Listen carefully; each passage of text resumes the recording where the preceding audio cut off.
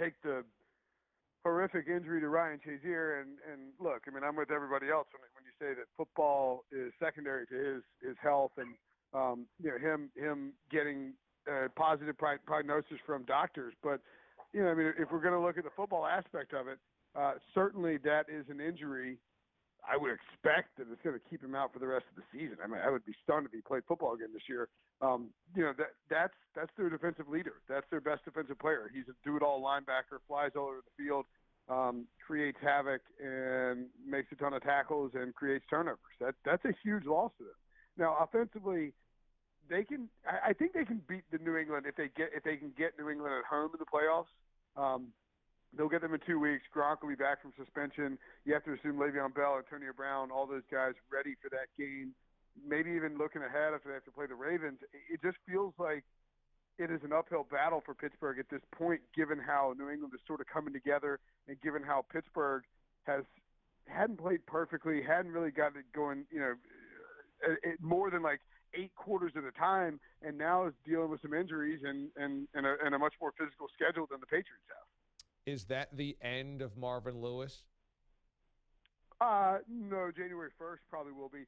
I mean, by all accounts, look, they have to do something because and I think it's important to note that Marvin Lewis, the job he's done in Cincinnati, he's never won a playoff game. It's an easy punchline.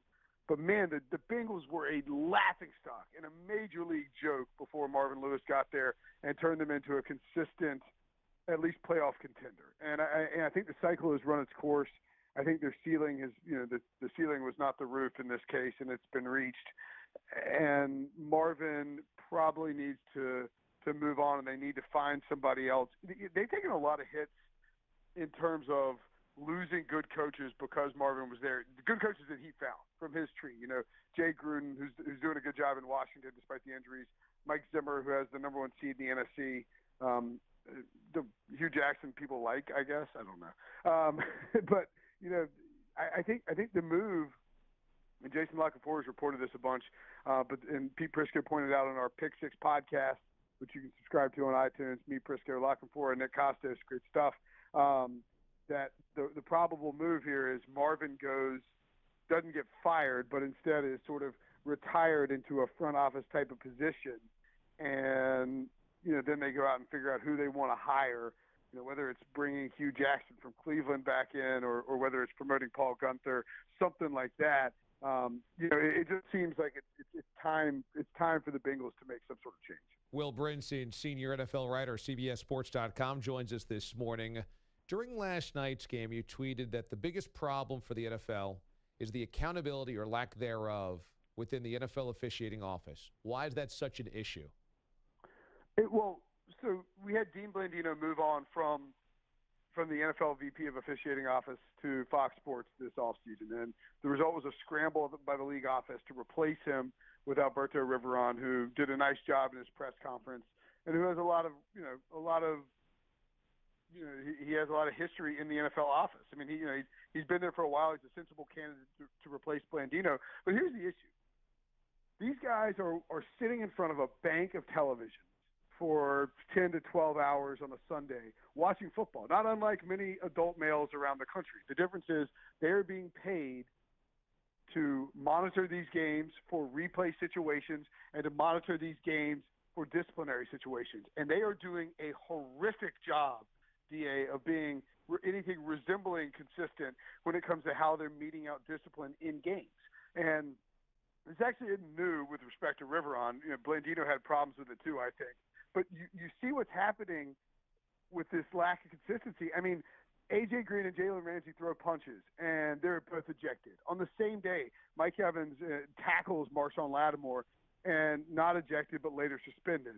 Aqib Talib and Michael Crabtree get into a fight, and they're ejected and suspended. You have a situation last night where guys are going after each other, headhunting, and there's one very simple solution to all this is Al Riveron, who's sitting there watching these games. I mean, unless is he asleep? What is he? Is he having a Guinness? What's going on? He needs to buzz into an official and say, "Hey, stop what you're doing. Go find Juju Smith-Schuster. Toss him out of this game. We're not going to let people lay these dirty hits, and then subsequently stand over somebody and taunt them.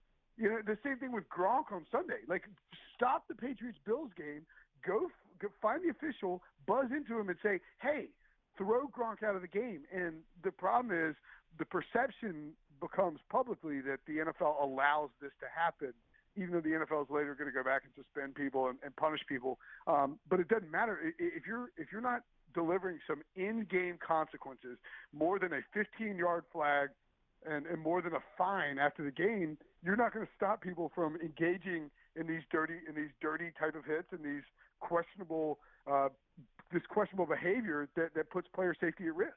Yeah, that's well said. So speaking of that Gronk hit, do you think that the NFL got it right? Just a one-game suspension? Yeah, I mean, yes, but no. Yes, in the sense of I don't think that you can hammer him with like 5 games or even 2 games. I felt like a one-game suspension for that sort of non-premeditated toddler-esque behavior. I mean, that's the sort of thing my kid would do when I tell him he can't watch Paw Patrol for the 3rd hour in a row on a Friday morning because I'm too busy working to parent. I mean, it really, like, it's you talk to anybody with kids will tell you. I mean, it's like you take something away from a hungry toddler or even a hungry 7-year-old. Even God, I do it at 36. It's just a random lash out, and it. So I don't think you give him 2 games. On the other hand, what's the punishment for the Patriots here? Like, oh no, Gronk's not going to play against the Dolphins. However, will the Patriots survive as an 11-point road favorite against Miami on Monday Night Football? I mean, if you want to punish him, tell him that if he drag this appeal out, right? Yeah, we'll hear this next week, Gronk, and we'll get back to you. But if we don't, you're suspended for the Steelers game. That's punishment. Well, how can Gronk appeal this? What can you possibly appeal? Not only was it childish, it was dangerous. He gave the guy a concussion. What are you appealing there? Yeah, it's crazy. No, I mean, like, I'm with you. Like, it's crazy. Like, just don't appeal it. Take the L and go miss the Dolphins game, okay, Gronk? But at the same time, I do understand that in certain situations like this, it's an automatic appeal situation for Gronk, for the union. They have to do it. It's annoying and dumb. And to me, the problem is if you're going to show some contrition and you're going to look like you actually feel sorry for it, then you need to not whine about flags in your post-game apology. Okay, I mean, like, the guy's got a concussion. Maybe stop talking about how you were being held, Gronk. I mean, I get that you held a lot, but come on, buddy. And B, if you appeal, it makes it look like you don't believe you did anything wrong, and you did do something wrong. Take the L and move on. I'm with you. Well, he's a dopey meathead, and we live in a culture where frat bros are now glorified, and people love frat bros, and he is the biggest frat bro. But, I mean, it's the biggest joke. It is so embarrassing to see his explanation and rationale, as you mentioned before, that, appealing this is even worse. So let's move on to the New York Giants because they've got a decision to make now at their next head coach. Do you think that this is a desirable situation for the next head coach of the New York Giants, having just seen the dumpster fire this season? No, I don't. I think it's interesting that the Giants are just blindly considered a blue blood job that's great. I mean, it's like Packers, Steelers, Giants, proud franchises, history of tradition. Patient, virtuous in their football roster building. You just fired a coach 13 games into the season after he won 11 games last year and went to the playoffs. So maybe pump the brakes on that. You ran Tom Coughlin out after he won 2 Super Bowls. I don't know. Maybe pump the brakes on this patient roster building thing. I think there is an opportunity here for the Giants to revert course and look, credit John Mara for saying that they're spiraling out of control. Things were getting in a bad spot, and they were. I mean, the Giants had lost their identity. They were acting in a Jetsy way. I mean, the Giants have been, over the last 24 months, the Giants have been a lot closer to the Jets, and the Jets have been a lot closer to the Giants. That's just facts are facts. And I think what you have here is a real opportunity to strike, in a positive manner. I'll be very curious to see how it plays out because the names you hear associated, Josh McDaniels and Nick Caserio, pull them as a package deal from the Patriots. you can't ask for a better pedigree. You can't ask for better grooming. I know Josh McDaniels flamed out with Denver, but I think he'll be a good coach the second time around. Remember, Bill Belichick relieved of his duties by the Cleveland Browns / Baltimore Ravens once upon a time as well. And so, you can go that route. You could also, and I wouldn't be surprised if this happened, and it'll be interesting where they go from a coaching perspective. It sounds like they would like to hire a GM first, utilizing Ernie Accorsi, their old GM, as a guy to find somebody. Well, remember, Ernie Accorsi helped Jerry Richardson hire Dave Gettleman in Carolina, and for as bad as that ended up being, given the personality differences and the way things went down, Dave Gettleman's got a lot of talent into the pipeline in Carolina, and they're still reaping the benefits of it.